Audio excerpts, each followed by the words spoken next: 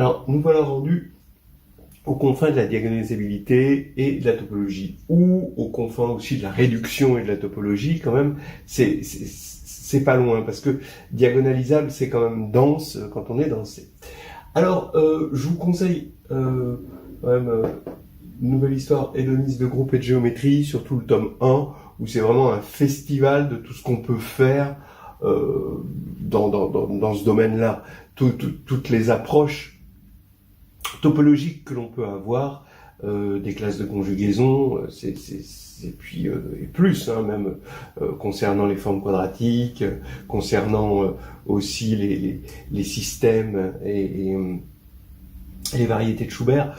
Donc c'est quand même un truc assez complet là-dessus. Mais là, on est là pour regarder des questions de jury, c'est-à-dire des petites questions, des attaques chirurgicales, des toutes petites attaques sur lesquelles l'essentiel, c'est votre réactivité. C'est-à-dire, on va pas aller jusqu'au bout, on n'est pas à l'écrit, on prépare pas l'écrit ici, c'est pas la finesse de la rédaction, la façon de s'y prendre, de mettre en place la récurrence ou des choses comme ça. C'est votre réactivité, comment vous réagissez au problème et comment vous réagissez en direct au problème. Voilà. Donc, bon, je vous rappelle, et ça, bon, c'est facile à prouver parce que A donne qui A et continue. Hein, A, il est dans Mn2C ou Mn2R et qui A dans... Alors attention, faut que ce soit de dimension finie hein, pour qu'on ait une topologie qui soit assez clairement normique. Donc les polynômes de degré inférieur ou égal à n. Bon, alors cette continuité... Alors d'abord, évidemment, hein, vous devez savoir ce que c'est que la topologie normique. Ça, c'est des choses de base que le jury, si jamais vous vous lancez dans la topologie normique ou si on a envie de vous y lancer, faut savoir comment elle a été construite, pourquoi les normes sont toutes équivalentes, le lien avec la boule unité qui est compacte, le fait que ce soit typiquement des problèmes de dimension finie, etc. Bon, ça, bah, évidemment, je vous laisse regarder ça dans un bon livre de licence. Mais là, on est à A donne qui A continu, ben oui, parce que le polynôme caractéristique, tous les coefficients du polynôme caractéristique sont des polynômes dans les coordonnées de A, hein, comme d'accord, vous avez le terme en xn-1, ça va être la trace au signe près, le dernier terme en x0, c'est le déterminant au signe près, etc., etc. Bon, alors ça, faut savoir ça, et donc un polynôme, c'est continu.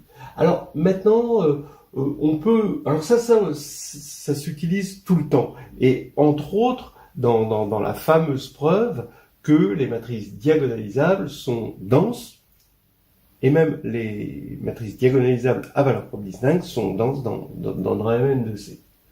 Maintenant, on va regarder l'application qui donne le polynôme minimal de A. Et ça, c'est bon. Voilà des questions très très rapides, hein, chirurgicales, hein, comme je disais, que le jury peut vous poser. Est-ce que ça c'est continu? Voilà. Hein. Est-ce que l'application qui a A donne D, donc qui est la partie diagonalisable de A dans la décomposition de Dunford, donc c'est bien défini. Hein, est-ce que c'est continu? Donc la question, est-ce que c'est continu? Et la réponse est non, c'est non continu. Alors ici, vous avez toujours le même... Alors d'abord, pour la non-continuité, hein, ou la continuité même, faites-le avec des suites, hein, c'est beaucoup plus facile. Ici, vous exhibez une suite comme ceci, un 1, et puis vous mettez 1 sur m. Alors attention, pas n, parce que n c'est déjà pris. Mais qu'est-ce qui se passe? Eh ben là, le polynôme minimal, c'est x-1 carré, et quand m tend vers l'infini, ça devient x-1. Donc, on voit bien que l'image de la limite, c'est pas la limite de l'image, donc il n'y a pas cette commutation. Voilà. Et ici, on va prendre, c'est le classique, 0, 1 sur m, 0, 1. Alors ça, c'est diagonalisable. D'accord? Donc sa partie diagonalisable, ben, c'est elle-même, mais la partie, quand m tend vers l'infini, donc ici on a 0, ben, la partie diagonalisable, c'est juste la matrice nulle, et il y a une partie nilpotente avec ce 1 là. Donc ça ne tend pas vers ça. Donc la limite de l'image n'est pas l'image de la limite. Voilà donc des petites... C'est ces deux contre-exemples hein, qui doivent être omniprésents dans ces problèmes de topologie où on voit des effets de non-continuité. Hein. Alors la continuité de qui a possède une application très célèbre hein, d'ailleurs que vous pouvez trouver dans H2G2, hein, c'est qui AB égale qui BA, qui est quand même une formule très très compliquée et qui se voit très simplement avec la topologie. Donc regardez, hein, si A est inversible, ben, c'est vrai, parce que qui AB, d'accord, est égal à qui A-1 ABA, parce que A est inversible, et que qui est un invariant de similitude. Donc quand on conjugue, on garde toujours, le déterminant est un invariant de similitude, donc quand on conjugue, on garde le même déterminant, on garde le même polynôme caractéristique d'une matrice. Et ça, c'est qui BA. Donc là, c'est vraiment évident. Et si A est non inversible, ben, on sait que GLN de C ou GLN de R hein, est dense dans Mn de C ou Mn de R. Alors pourquoi c'est dense? C'est parce que finalement on n'a qu'un nombre fini de valeurs propres et l'ensemble des valeurs propres est discret et être dans ne pas être dans GLN, ça revient à avoir comme valeur propre 0 et 0 est une valeur propre isolée forcément, donc bon, on peut s'approcher matriciellement très facilement. Donc ça c'est très connu. Et donc on a une suite de GLN de C qui tend hein, vers A. D'accord ? Voilà. Et maintenant, vous voyez que vous avez qui AB, c'est égal à la limite quand même tend vers l'infini de qui AMB. Alors on se sert du fait que la multiplication par B est continue et que A donne qui A est continue pour dire cela. Et ensuite, là, comme AM est inversible, on peut appliquer ça fait qui BAM, et là, on réutilise ici la continuité de A donne qui A pour avoir qui de BA.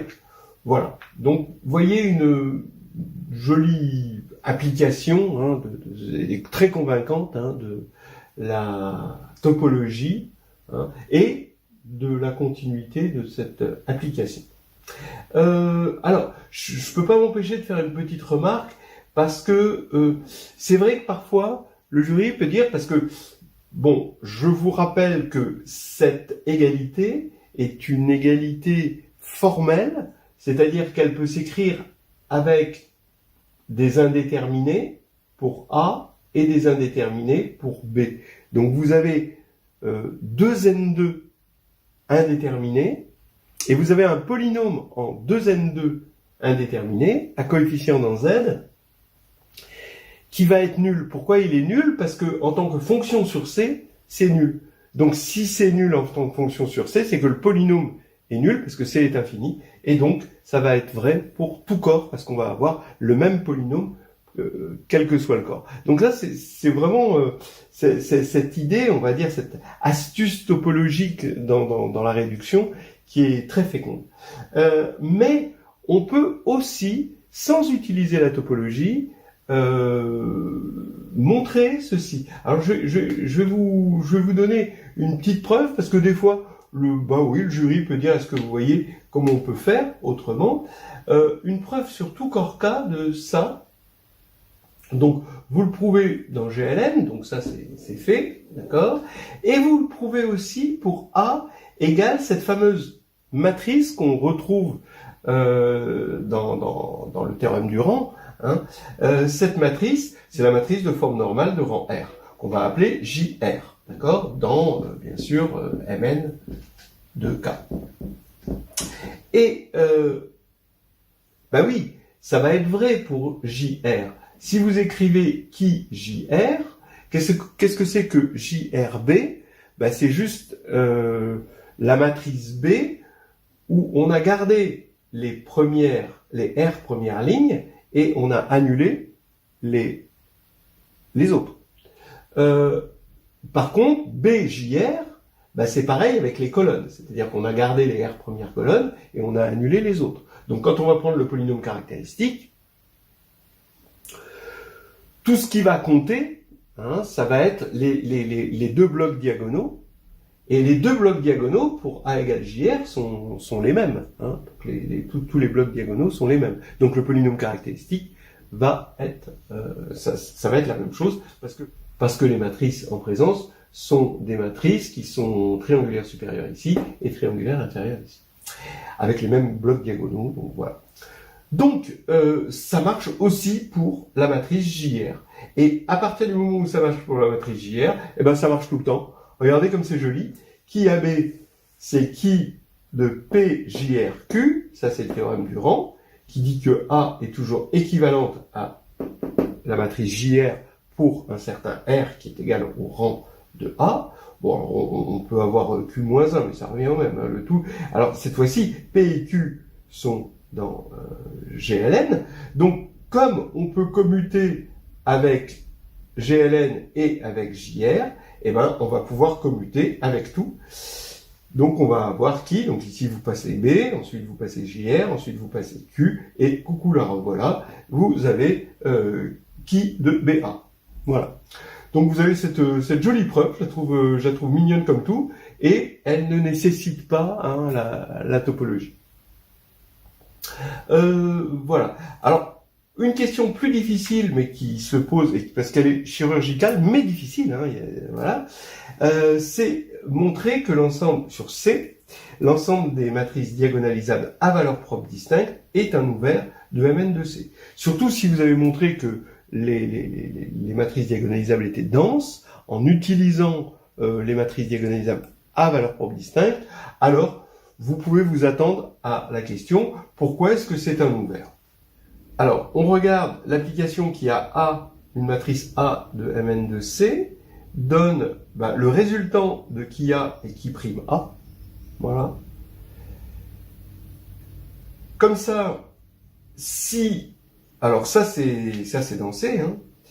Et si c'est nul, c'est que qui A et qui prime A vont avoir un polynôme, un diviseur en commun, donc finalement un diviseur non trivial en commun, donc il va y avoir une multiplicité des racines, mais par contre si c'est non nul, alors il n'y a pas de multiplicité des racines, donc on a bien des racines simples. Et si on a toutes des racines simples, vous savez, d'après un théorème, que votre matrice est diagonalisable. C'est-à-dire que la matrice et l'ensemble des matrices diagonalisables à valeur propre distincte, c'est exactement, si on appelle ça F, cette application, c'est F moins 1 de C étoile. Mais F est continu, parce que qui A est continu, prendre la dérivée, c'est juste regarder au niveau des coefficients de la dérivée, vous avez des applications continues. Le résultant, c'est un déterminant des coefficients ici, c'est polynomial, donc c'est continu. Donc cette application est continue, et C étoile, c'est un ouvert, donc on regarde bien l'image réciproque d'un ouvert par une application continue, et ça marche bien.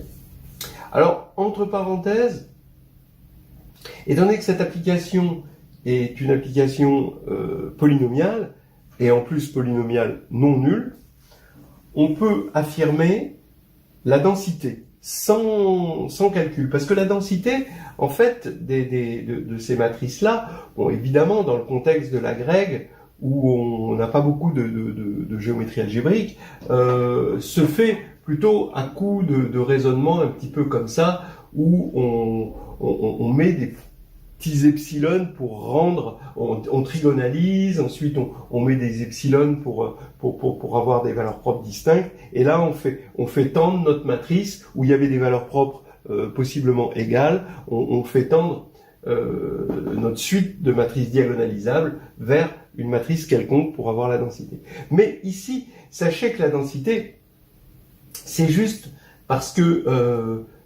bon, on a le complémentaire est maigre.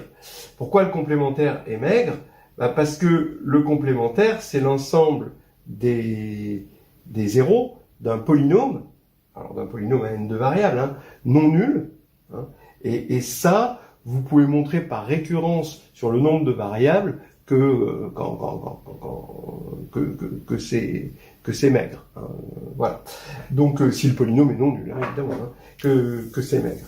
Donc c'est un truc aussi assez classique, mais quand même plutôt coloré, géométrie algébrique, c'est un petit peu plus dur. Voilà. Maintenant, on va continuer sur le thème de topologie et réduction. Dans ces problèmes de diagonalisabilité et topologie, il faut toujours avoir deux exemples en tête, comme on l'a vu tout à l'heure. Ces deux exemples, c'est les suivants. Hein, vous prenez ici une matrice, ça se passe même en deux, hein, en 2-2, hein, ça permet de comprendre les choses. Hein, le tout, c'est de pas être en dimension. En dimension 1, on comprend rien à la diagonalisabilité parce que tout est diagonalisable. Hein. Mais regardez, ici, en dimension 2, là, vous mettez quelque chose de non nul, a priori, et là, vous avez une approche d'une matrice non diagonalisable par une suite de matrices qui sont forcément diagonalisables parce que les valeurs propres sont distinctes. Il y en a qui préfèrent mettre 1 et 1 plus 1 sur m. Bon, pourquoi 1 plutôt que 0 ? Ça, c'est l'éternelle question. Donc, on voit la densité de D. À travers ça, évidemment, après c'est plus technique, mais ce genre de technicité pour passer de là à la situation générale n'est pas pertinente à l'oral au moment des questions. Ici, vous avez cet autre exemple. Donc, vous avez 0, 0, 0, ici 1 sur m. Donc, on est où ? On est quelque part on est dans le complémentaire des diagonalisables. Et ça tend vers quelque chose de diagonalisable. D'accord ? Et en fait, qu'est-ce que ça veut dire, ça ? Autant ça se généralise facilement en D, l'ensemble des matrices diagonalisables, et denses dans Mn de C. Et là, les diagonalisables à valeur propre distincte, dont on avait vu tout à l'heure que c'était un ouvert, hein, c'était un ouvert de Mn de C. Eh bien, en fait, c'est l'intérieur des matrices diagonalisables. Pourquoi c'est l'intérieur des matrices diagonalisables ? Parce que à partir du moment où les valeurs propres ne sont pas distinctes, alors on peut être atteint par des non diagonalisables, par le complémentaire. On montre que non seulement c'est un ouvert, mais que c'est un ouvert maximal, quelque sorte, hein, de D. Hein, cet ensemble-là, dont on a vu qu'il pouvait être obtenu comme image réciproque de la fonction discriminante. Ici, hein, donc ça c'est un truc important. Mais le tout, c'est d'avoir ces deux exemples en tête. Donc voilà ce qu'il faut avoir en tête. Un deuxième truc qu'il faut avoir en tête, c'est un joli schéma. Comment atteindre Mn de C ? D'accord ? Eh ben, on l'atteint par on vous donne un problème sur Mn de C. D'accord ? Et même, je dirais, un problème sur Mn de K. Ok ? Lié à la réduction, quand même. Alors, premièrement, emmenez le jury vers C pour voir comment ça se passe si vous pouvez utiliser la topologie et avoir des résultats. Et une fois que vous êtes dans C, regardez juste si le problème, qu'est-ce que donne le problème sur les matrices diagonales. Et si c'est un bon problème, c'est-à-dire un bon problème de réduction, c'est un problème qui est stable par conjugaison, alors le fait qu'il soit vrai pour les matrices diagonales va impliquer qu'il sera vrai pour les matrices diagonalisables. Et ensuite, si c'est un problème qui est topologiquement viable, il va être stable par continuité et par densité, le problème sera résolu sur Mn de C. Vous voyez ce schéma diagonal, diagonalisable, Mn de C. Alors ça, ce schéma est omniprésent. C'est ce qui fait qu'on a envie de travailler sur C, même quitte à utiliser cette petite astuce topologique pour passer de C à K qui passe par les polynômes. Voilà. Alors, donc les exemples sont à foison hein, de ça. D'abord la preuve topologique de Cayley-Hamilton. Donc tout ça, vous pouvez le trouver dans H2G2. La preuve topologique de Cayley-Hamilton, c'est facile. Hein, c'est à partir du moment où vous prouvez Cayley-Hamilton sur les matrices diagonales, c'est pas compliqué. Vous montrez que c'est stable par conjugaison, Cayley-Hamilton. Bah oui, parce que le polynôme caractéristique de P, A, P-1, c'est le polynôme caractéristique de A, et si un polynôme s'annule en A, alors le polynôme va s'annuler en P, A, P-1, d'accord, par stabilité par conjugaison. Donc voilà, et en plus, l'application qui a A donne qui A de A et continue. Donc vous avez ça aussi, donc vous le prouvez pour les diagonales, et vous l'avez pour Mn2C. Donc c'est un gros classique. Regardez ce petit exercice qu'un jury peut vous poser. Soit X une partie fermée, stable par conjugaison, et qui contient les matrices diagonales, montrer que X c'est Mn2C. Bah oui, c'est exactement ça. Hein. En fait, ça c'est vraiment l'exercice emblématique de ce schéma-là. Si X est une partie qui est fermée, et stable par conjugaison, et qui contient les matrices diagonales, puisqu'elle contient les matrices diagonales et qu'elle est stable par conjugaison, elle va contenir toutes les matrices diagonalisables. Comme elle est fermée, elle contient l'adhérence des matrices diagonalisables, donc elle contient Mn2C, donc c'est Mn2C. Voilà. Plus compliqué. Hein, donc on trouve dans Nouvelle histoire hédoniste de groupe et de géométrie. Bon, on peut appeler ça le petit théorème de Harish-Chandra. Harish-Chandra l'a fait dans un contexte beaucoup plus général, mais là, on peut quand même lui donner ce nom. Si f est une fonction polynomiale sur Mn2C, invariante par conjugaison, donc le jury peut dire, est-ce que vous connaissez des fonctions polynomiales sur Mn2C, invariantes par conjugaison? Bah oui, la trace, le déterminant, oui. Est-ce que vous pouvez m'en donner d'autres? Ah bah tous les coefficients du polynôme caractéristique de A. Oui. Est-ce que vous pouvez m'en donner d'autres? Ah bah on peut faire des polynômes avec tous ces coefficients du polynôme caractéristique. Donc par exemple la A donne trace de A au carré, ou A donne trace de A fois déterminant de A. Le champ des possibles. Oui, très bien. Donc maintenant, est-ce qu'on peut montrer qu'on les a toutes? C'est difficile, mais quand même, c'est la démarche. Hein. En fait, si effectivement f est une fonction polynomiale invariante par conjugaison sur Mn2C, alors f est un polynôme, donc il existe un polynôme fixé tel que f est ce polynôme en les coefficients du polynôme caractéristique. Alors comment ça se montre? Ben pareil, vous regardez la restriction de f aux fonctions diagonales, d'accord? Comme sur les fonctions diagonales, c'est stable par conjugaison, la conjugaison sur les fonctions diagonales, finalement, si ça doit, vous regardez la conjugaison qui respecte les matrices diagonales, c'est juste les fonctions symétriques, puisque les valeurs propres, elles se voient sur la diagonale et elles sont uniques à permutation près. Donc c'est juste le groupe symétrique qui agit dessus. Donc ça veut dire que f est une fonction, du coup, invariante par permutation sur les diagonales. D'accord? Donc c'est ce qu'on appelle une fonction symétrique. Donc c'est effectivement polynomial. On sait que les fonctions polynomiales symétriques, hein, les polynômes symétriques sont engendrés par les polynômes symétriques élémentaires et qui sont les coefficients du polynôme caractéristique. Donc ça va être vrai sur les diagonales, et après on passe par stabilité par conjugaison aux diagonalisables, et comme les polynômes c'est continu, on passe à Mn2C. Voilà. Bon, c'est dans H2G2, je reconnais que c'est un peu rapide ici, mais c'est toujours ces étapes-là. Une dernière question, si on vous demande, est-ce que vous pouvez me donner une formule pour la trace de la comatrice de A? Ça c'est sympa aussi. Hein, la trace de la comatrice de A. Bon, alors, oui, ça suit toujours le même schéma, la trace de la comatrice de A. Placez-vous dans C, d'accord, où vous avez de la topologie. Regardez ce qui se passe pour les diagonales. Bah, pour les diagonales, vous prenez une matrice diagonale, d'accord. Qu'est-ce que c'est que la comatrice de D? Bah, prenons une diagonale, une matrice diagonale inversible.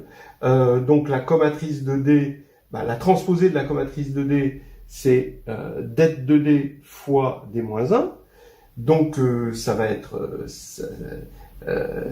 bon, comme le déterminant c'est le produit des lambda I, et qu'on divise par qu'on divise par les lambda I ici. Donc on a le produit des lambda I pour I différent de 1, le produit des lambda I pour I différent de n.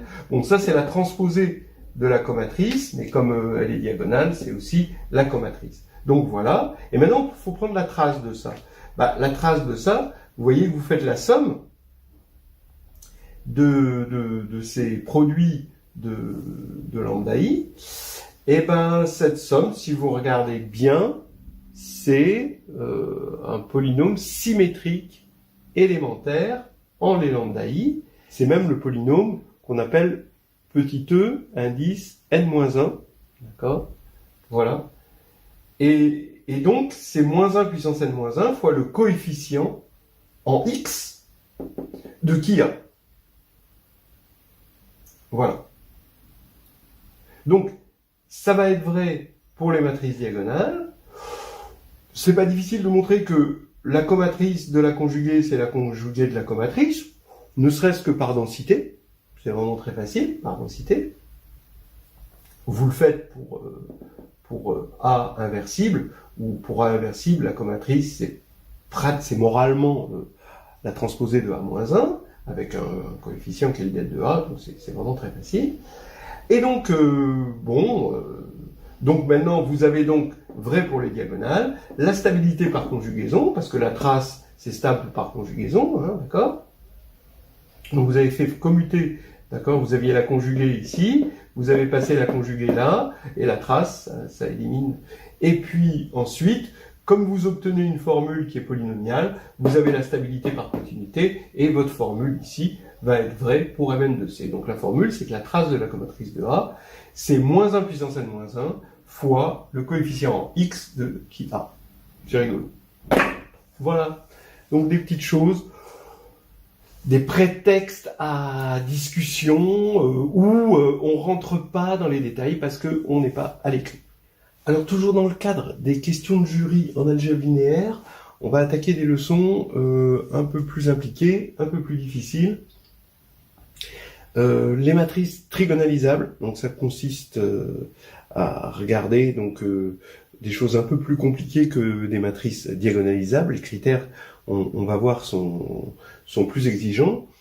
Mais maintenant, pour les matrices trigonalisables, disons que dans un premier temps, on se ramène, après un enchaînement classique, à l'étude des matrices nilpotentes. Le trigonalisable, dont on sait que on a un critère, hein, c'est qu'il existe un polynôme annulateur qui soit scindé. Donc, ce polynôme annulateur étant scindé, on peut appliquer le lemme des noyaux qui nous divise le problème en plusieurs petits problèmes plus simples, où justement le spectre, étant donné que ce polynôme annulateur est scindé, le spectre est singleton.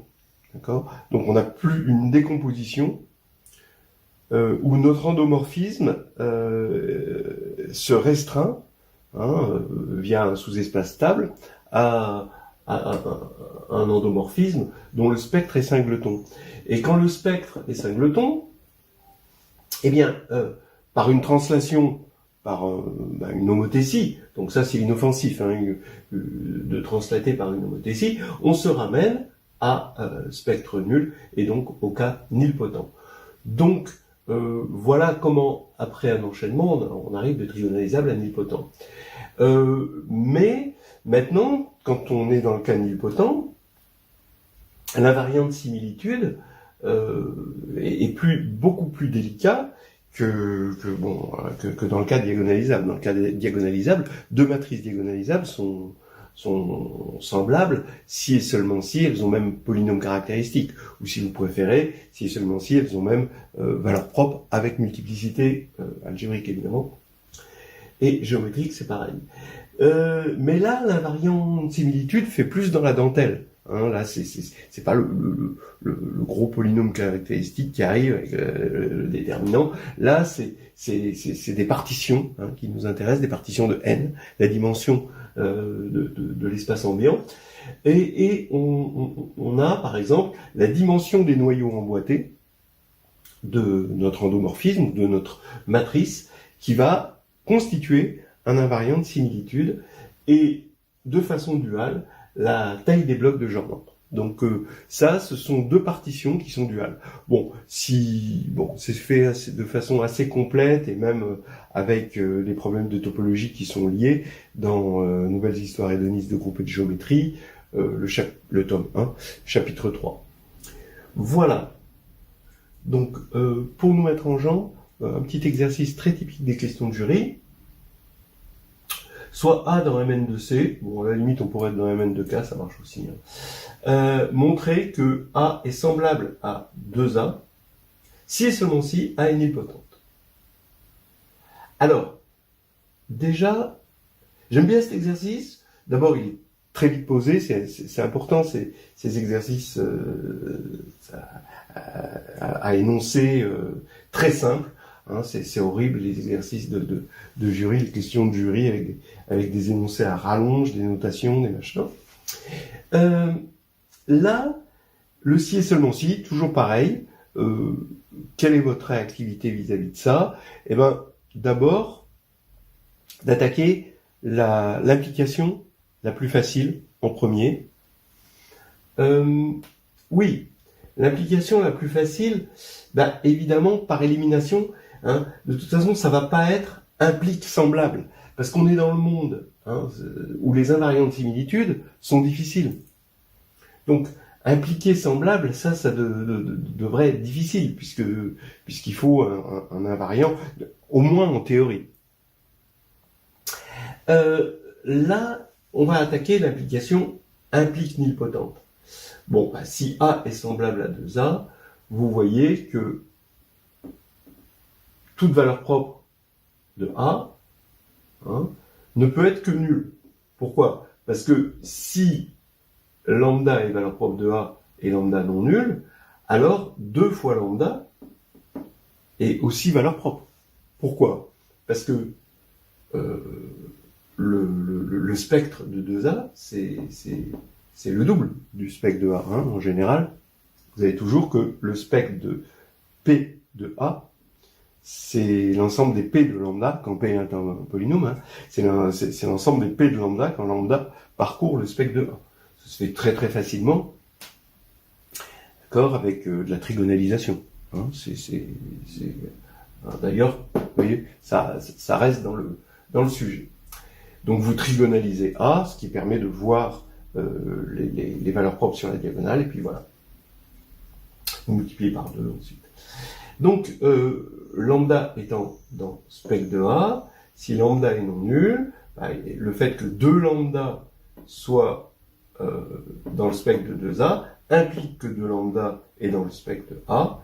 Donc vous allez avoir toute une suite de puissance k lambda dans le spectre de A. Mais si lambda est non nul, ça veut dire qu'on a une suite infinie, et ça c'est pas possible parce que le spectre de A c'est une suite finie. Bon, donc lambda est forcément égal à 0, donc la seule valeur propre de A c'est 0. Ce qui veut dire que le polynôme caractéristique de A c'est xn, et A est donc nilpotent par Cayley-Hamilton. Voilà. Alors, notez que plusieurs choses. D'abord, on aurait pu faire ce raisonnement dans un corps quelconque, parce que on ne change pas le polynôme caractéristique en allant dans en se plongeant dans un corps algébriquement clos. D'accord ? Donc, et du coup, ça fait que la matrice reste nilpotente. Là, quand même, on s'est servi du fait, quelque part, que A était trigonalisable. Mais A ne l'est pas si on est sur un corps quelconque. Voilà le truc. Une variante que j'aime bien, c'est une variante topologique. Alors là, du coup, on est obligé d'être sur C pour cette variante-là. Mais regardez, bah, si A est semblable à 2A, bah, ça veut dire que A est semblable à A sur 2, qui est semblable à A sur 2 au carré, qui est semblable, etc., à A sur 2 puissance K. Donc, on a dans la classe de similitude de A, donc dans l'ensemble des matrices qui sont semblables à A, hein, on a toutes ces matrices-là, et quand K tend vers l'infini, évidemment, ça tend vers la matrice nulle. Ce qui veut dire que 0 est dans l'adhérence de la classe de similitude de A. Mais, comme l'application qui a A donne qui A, le polynôme caractéristique est continu, eh bien, on ne change pas de polynôme caractéristique quand on passe à l'adhérence, hein, et donc, ça veut dire que qui A est égal à qui de 0.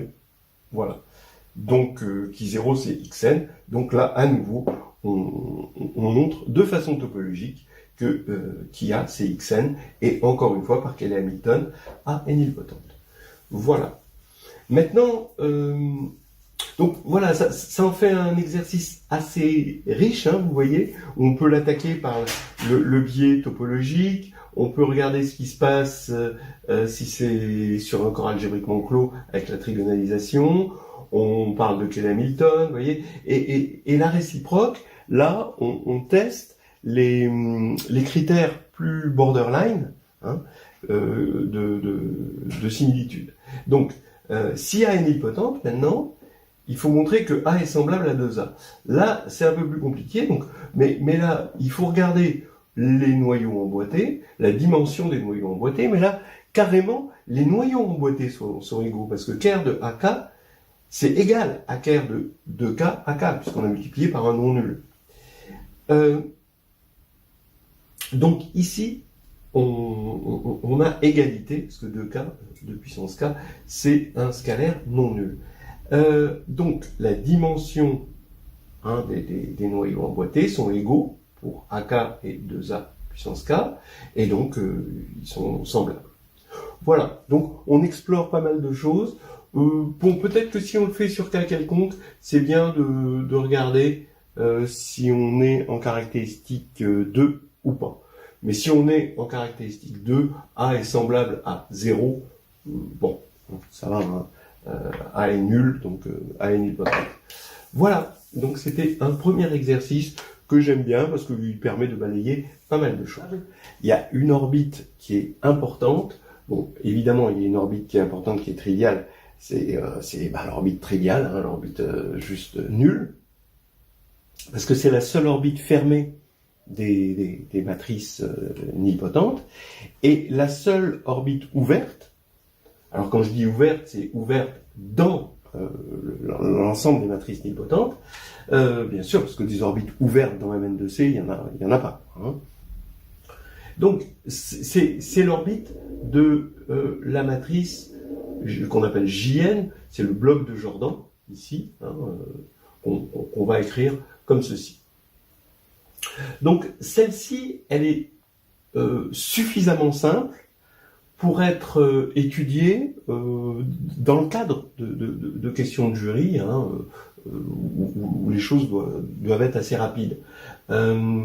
Donc, si K égale C, bon, où on a une topologie, alors effectivement, c'est ce que je vous disais, l'orbite des matrices semblables à JN est un ouvert de N.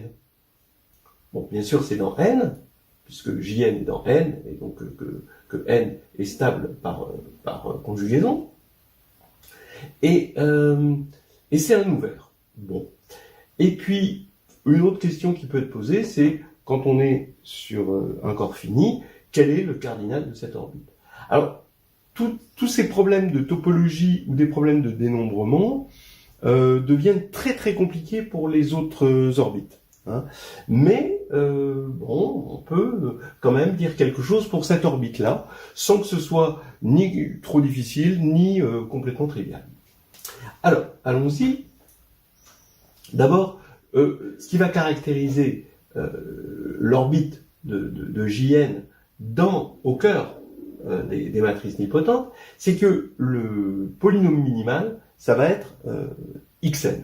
Pourquoi? Alors, d'abord, c'est facile de voir que mu jn, c'est x puissance n.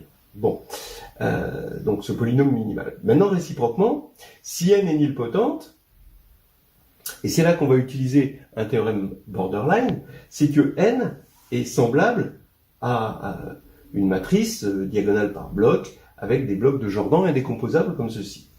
Et on peut même se payer le luxe d'ordonner les blocs de sorte à ce que les KI soient en ordre décroissant, comme ceci, avec K1 le plus grand, au sens large. Et la somme, évidemment, est égale à n, la taille de la matrice. Ce qui fait qu'on a associé à une matrice nilpotente, et qui plus est à la classe de conjugaison d'une matrice nilpotente, une partition de n.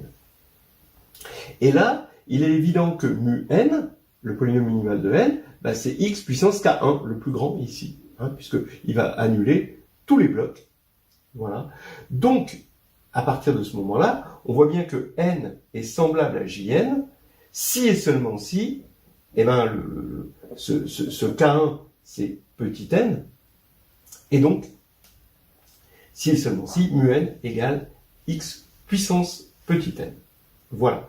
Donc ça demande quand même ces théorèmes borderline d'unicité de la décomposition en blocs de Jordan, parce que à une matrice, on lui associe la suite des blocs de Jordan, et pour cette équivalence, on est obligé de faire intervenir cette unicité. Mais maintenant, c'est terminé, parce que on voit bien que n moins cette orbite, du coup, c'est l'ensemble des matrices nilpotentes, telles que n puissance n-1 égale 0. Puisque le polynôme minimal, n'étant pas x puissance n, forcément, il divise x puissance n-1. Voilà. Et ça, bien évidemment, ça c'est un fermé, puisque c'est l'ensemble des zéros d'une application continue. Et donc, voilà, on a montré que ça c'était fermé, donc ça c'est ouvert. Et maintenant, FQ, si k égale FQ, il faut savoir calculer le cardinal de OJN. OJN, c'est une orbite, et donc c'est en bijection, avec GLN de FQ quotienté par le stabilisateur pour l'action, l'action par conjugaison, donc le commutant de JN. Alors, le commutant de JN, bon, ça c'est un classique. À partir du moment où vous avez une matrice compagnon, parce que ça c'est une matrice compagnon, c'est la matrice compagnon de XL, bon, à transposer près, ce qui ne change rien, et quand vous avez une matrice compagnon, ça correspond à un endomorphisme cyclique. Un endomorphisme cyclique, son commutant, ce sont les polynômes en cet endomorphisme.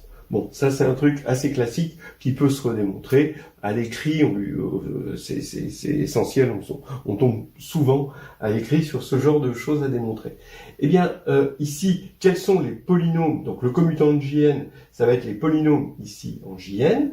Donc voilà le terme en degré 0, le terme en degré 1, etc. Jusqu'au terme en degré n-1, puis après le terme en degré n, il a disparu parce que c'était nilpotent. Donc ici vous avez ça, ce qui fait que le commutant, alors bien sûr comme on est dans GLN, il faut faire attention que la diagonale elle est non nulle, donc A0 est non nulle, et donc ce qui fait que le cardinal de OJN, c'est Qn-1, facteur de Qn moins Q, facteur de Qn moins Qn-1, donc c'est-à-dire ce cardinal-là, divisé par ce cardinal-là. Donc ici, vous avez A0, mais comme il est non nul, il y a Q-1 possibilité, et les AI, vous avez Q puissance N-1 possibilité. Voilà. Ce qui fait que si on doit regarder un équivalent, c'est Q puissance N facteur de N-1. Voilà. Donc vous avez... alors, c'est bon de savoir que sur FQ, le cardinal de N, c'est justement Q puissance N, N-1. Voilà, c'est assez intéressant. Ce qui fait que ces deux exercices se font face un petit peu. Vous avez ici un ouvert dense. Et bon, je vous l'ai dit l'autre fois, quand on a un ouvert algébrique, il est dense. Et ici, vous avez vous calculez le cardinal et vous avez presque tout, d'accord. Ça, c'est presque tout ça, parce que ça, c'est, on a dit, le cardinal de n. Voilà. Voilà donc des petites choses. Alors ça, vous pouvez le trouver dans NH2G2, dans les exercices sur les nilpotents du chapitre 3. Voilà. Un petit dernier vite fait. Regardez, on est en dimension n, on prend des endomorphismes UI d'un espace E. On suppose que on a UI I de 1 à n. Ce sont des nilpotents qui commutent 2 à 2. Faut montrer que le produit de tous, c'est égal à 0. Donc encore une fois, un truc assez rapide à poser. Si on est bien dirigé, on arrive à le faire sans trop de problèmes. D'abord, le fait que ça commute 2 à 2 et que ce soit trigonalisable, c'est cotrigonalisable, donc, d'accord. Alors ça, ce théorème est un peu difficile à démontrer. Hein. Je l'avais fait, je me rappelle, dans une vidéo sur la trigonalisation. C'est un petit peu délicat à démontrer. Hein. Mais en tout cas, toujours pareil, ça se fait par récurrence et avec la stabilité, quand on commute, stabilité d'un sous-espace propre par rapport à un endomorphisme qui commute. Donc ils sont cotrigonalisables, c'est-à-dire qu'il existe une base, E1 jusqu'à En, ici qui les trigonalise, et étant donné qu'ils sont nilpotents, il y a des zéros ici. Et comme il y a des zéros, si j'appelle Fk le sous-espace engendré par les k premiers éléments de la base, donc qui est de dimension k, UI pour tout I, UI de Fk, c'est inclus dans Fk-1 à cause des zéros. Vous voyez, ça monte à chaque fois. Et donc, quand on va faire U1 rond U2 rond UN de Fn, par récurrence, vous voyez bien que ça va aller dans 0. Mais Fn, c'est E tout entier. Donc, ce produit-là est nul. Voilà. Alors, l'intérêt de ce truc-là, c'est par rapport aux autres exercices, ça fait un beau panel d'exercices là-dessus, parce que l'intérêt, c'est la cotrigonalisation, et puis les critères de nilpotence par les drapeaux. D'accord, voilà, par ce critère-là. Ça, c'est un critère de nilpotence pour un endomorphisme U, qu'il existe un drapeau qui vérifie ça. Voilà.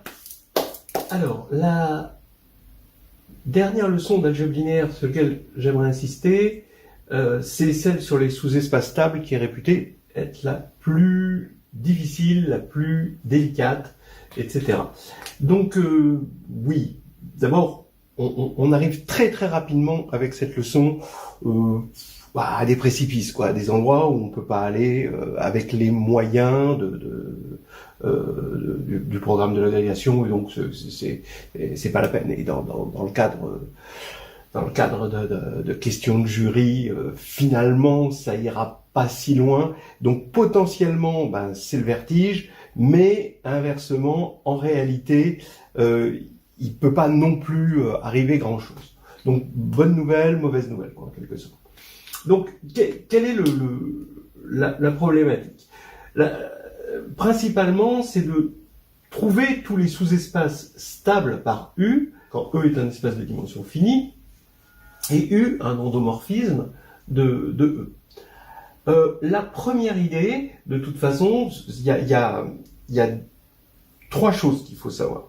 En gros, dans votre panoplie de réflexes à avoir, parce que de toute façon, des réflexes, vous aurez plus que ça.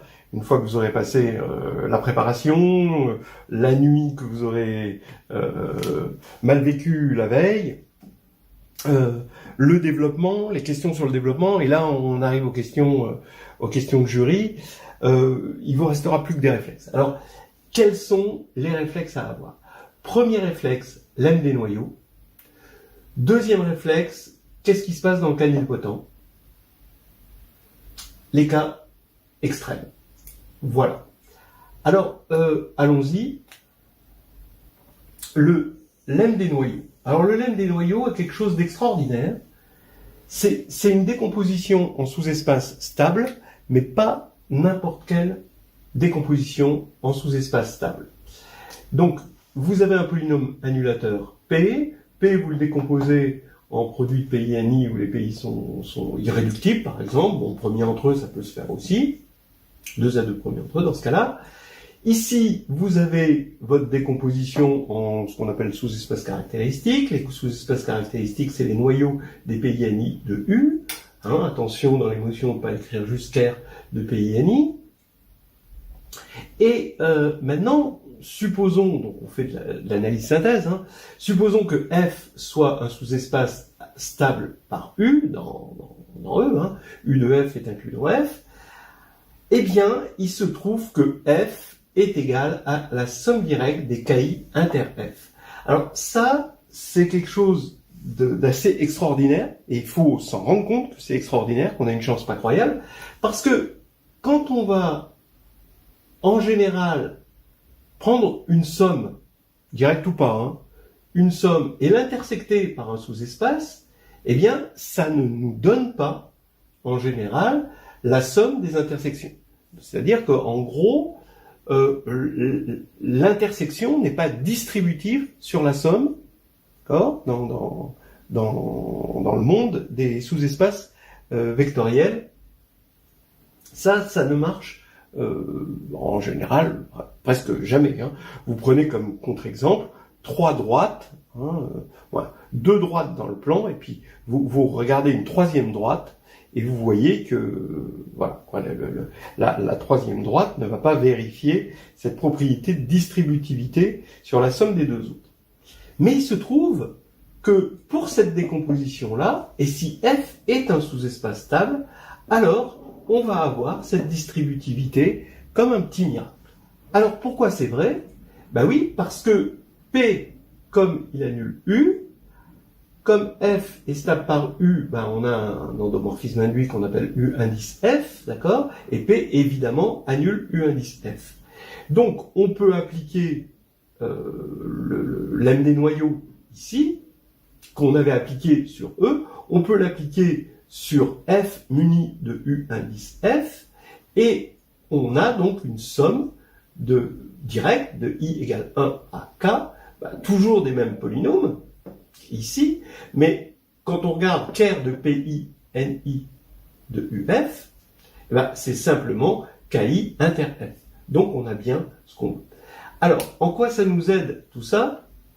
Cette distributivité qu'il faut bien réaliser comme étant une distributivité exceptionnelle, entre parenthèses, dans le monde des ensembles, des parties d'un ensemble, on a la distributivité de l'intersection sur la réunion. Et donc, c'est là où c'est la grosse peau de banane, voire le piège à mammouth. L'intersection ici, on a l'impression que il est normal que l'intersection soit distributive sur la somme dans le monde des sous-espaces vectoriels, et ça c'est complètement faux. Voilà. Alors maintenant, qu'est-ce qu'on en fait? Eh bien, on en fait, regardons, imaginons qu'on soit dans le cadre algébriquement clos. Donc je vous ai montré dans la dernière vidéo que on pouvait toujours se ramener au cas trigonalisable, quitte à prendre l'algébriquement clos, que dans le cas trigonalisable, le lemme des noyaux nous permettait de nous ramener à des sous-espaces sur lesquels l'induit de U a un spectre singleton, et un spectre singleton, par une translation inoffensive, en enlevant une homothétie, on se ramène à un spectre nul. Donc il faut comprendre les sous-espaces stables d'un endomorphisme nilpotent. Bon. Et là, en fait, c'est quelque chose de très difficile. C'est ce que je vous disais au tout début, c'est que c'est quelque chose de très difficile en général. Le cas nilpotent, il faut connaître les 2 cas extrêmes. Le cas nul et le cas de la matrice de Jordan, ce qu'on appelle le bloc indécomposable. Alors vous avez le cas nul, voilà, et le cas indécomposable. Au niveau partition, puisqu'on avait dit que c'était lié, les classes de similitude de nilpotent étaient liées à des partitions de n, vous avez la partition n de n, et là vous avez la partition 1 plus 1 plus 1 plus 1, n fois de n. Voilà. Alors, regardons le cas extrême 0. Si U est l'endomorphisme nul, tout sous-espace est stable. Donc vous avez tout. D'accord ? Alors, évidemment, on voit bien qu'on est dans un cas extrême, puisque tout est stable. Hein. Tout sous-espace, il suffit d'être un sous-espace pour être stable. Alors, entre parenthèses, qu'est-ce que ça veut dire le cas nul par rapport au cas de départ? Le cas nul, si la partie nilpotente est nulle, pensez à Dunford, c'est que votre U est diagonalisable. D'accord? Donc, qu'est-ce que ça veut dire? Ça veut dire que quand vous voulez trouver tous les sous-espaces stables d'un endomorphisme diagonalisable, vous décomposez en sous-espaces caractéristiques, mais les sous-espaces caractéristiques, c'est forcément les sous-espaces propres, et ces sous-espaces propres, tous les sous-espaces des sous-espaces propres vont être stables. Donc vous allez récupérer tous les sous-espaces stables comme somme directe de sous-espaces propres. D'accord ? Et là, vous les avez tous. Bon, donc c'est pas difficile.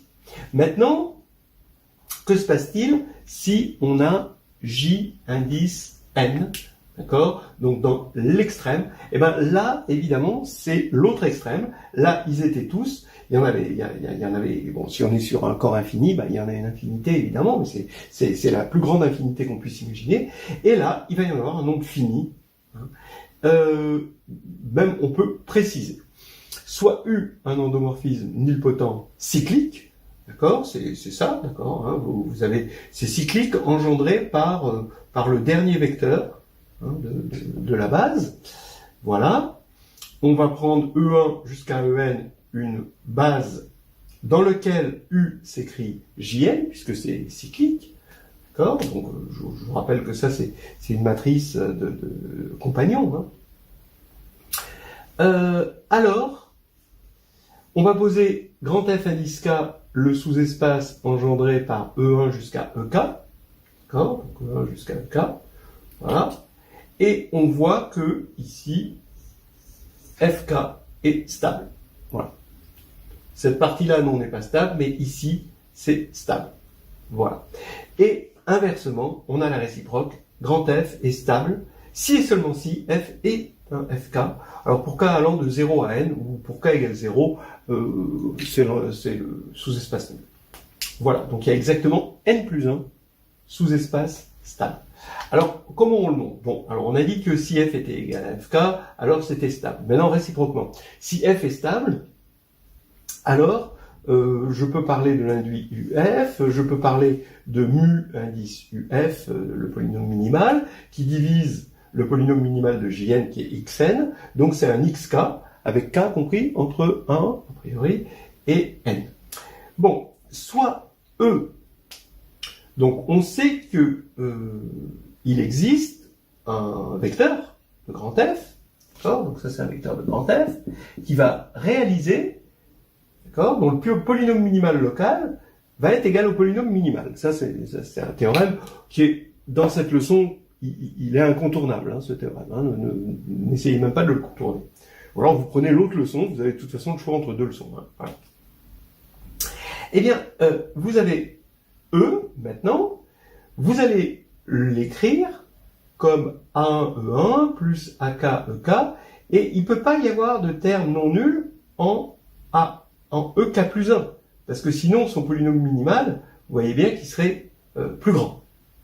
Donc, il peut s'écrire que comme ça, avec un AK non nul. Donc maintenant, puisque F contient E, et que F est stable par U, F contient le sous-espace stable par U engendré par E. Mais ça, c'est très facile de voir que on va avoir une espèce de base de ce sous-espace qui va être échelonné, et que ce sous-espace, c'est FK. On va reconnaître FK. On va avoir tout ça, en fait. Voilà. Donc F, pour l'instant, contient FK. Maintenant, s'il n'était pas égal à FK, alors il contiendrait un X qui n'est pas dans FK. Et vous voyez bien que comme il n'est pas dans FK, ça voudrait dire qu'il aurait une composante non nulle en EK', pour K' strictement plus grand que K. Et là, ça voudrait dire que son polynôme minimal serait plus grand que ce qu'il devait être au départ. Donc c'est impossible, s'il veut dire que F est égal à FK. Voilà. Bon, c'est pas trop difficile, et on peut le faire aussi avec, si on a une caractéristique 0, avec des polynômes, où U c'est la dérivation. C'est-à-dire que ça, vous pouvez le mettre avec des polynômes de type Lagrange, x puissance n sur factoriel n, ou x puissance k sur factoriel k, hein, et puis U c'est la dérivation. Après le problème c'est évidemment que si on est en caractéristique P, la dérivation c'est pas pareil, on peut pas diviser par... Donc on oublie, mais voilà l'idée. Donc, deux cas extrêmes. Le cas nul qui est très très important, ça a l'air de rien, cas nul, mais le cas nul nous permet de comprendre tout ce qui se passe sur la partie diagonalisable, hein, et le cas, ce cas-là. Les autres cas qui sont entre les deux, c'est vraiment difficile. C'est vraiment classifier ces sous-espaces stables, savoir, ne serait-ce que par exemple les compter quand on est sur un corps fini. Bon, c'est quelque chose de difficile qu'on peut pas faire dans le cadre d'une question de jeu. Voilà. Alors maintenant, on va donner l'exemple classique, hein, qui règne dans ce domaine. Alors, voici la question type. Trouver tous les sous-espaces stables pour l'endomorphisme, alors de K4, donné par cette matrice, hein, dans la base canonique de K4. Donc vous voyez cette matrice-là, avec deux blocs diagonaux, diagonale par bloc. Alors, d'abord, ce qui est amusant, c'est que, bon, moi je l'avais trouvé sur une feuille proposée par deux enseignants-chercheurs, Laszlo et Debar, et cette feuille est devenue un grand classique. Ça a été les premiers à avoir mis en ligne une feuille dont c'est pas mal inspiré le jury. Ce qui fait que on retrouve, alors qu'on pourrait créer une infinité d'exercices de ce type-là, il se trouve que c'est sous cette forme qu'on le rencontre le plus souvent posé par le jury. Bon, ils ont fait des émules. Alors, comment résoudre ça? Donc on va le faire là-dessus, sur cet exemple-là. Donc, d'abord, vous voyez tout de suite que le spectre, hein, comme c'est triangulaire, hein, le spectre c'est 1 et 2, d'accord? Bon, vous pouvez dire pas mal de choses sur cette matrice, mais en gros, que pour le lemme des noyaux, les sous-espaces caractéristiques sont K1, engendré par E1 et E2, voilà, et K2, engendré par E3 et E4. Et on voit bien que pour chaque sous-espace, le nilpotent correspondant ici, et pour K2, le nilpotent correspondant, il est nul, d'accord? Et là, le nilpotent correspondant, il est indécomposable. D'accord? Donc on est exactement face aux deux extrêmes.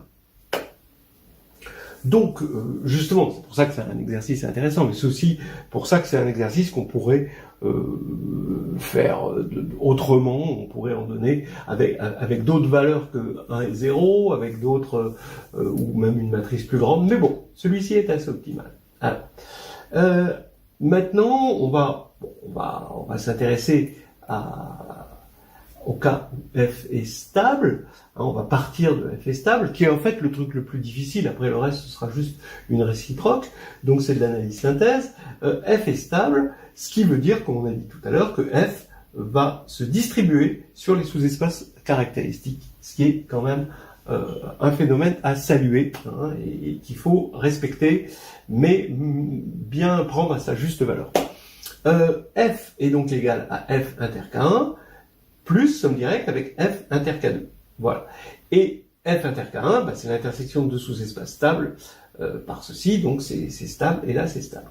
Alors maintenant, comme c'est stable ici, c'est ce qu'on a vu, comme ici on est sur une extrême, on va avoir le bloc indécomposable, ça veut dire que on va avoir comme sous-espace stable 0, le sous-espace engendré par E1 et le sous-espace engendré par E1 et E2.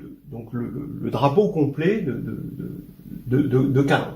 Maintenant pour K2, là c'est l'extrême opposé. Donc ici on a un endomorphisme nul au niveau du nilpotent associé à K2, et donc tout sous-espace vectoriel va être stable. Ce qui veut dire que F peut se mettre sous la forme G plus H. Avec G, c'est soit 0, soit E1, soit E1, E2, comme sous-espace engendré, et H, n'importe quel sous-espace vectoriel de E3, E4. Bon, la réciproque est claire que si on est dans ce cas-là, on a un sous-espace stable, et donc ça fait qu'on a terminé l'exercice assez rapidement.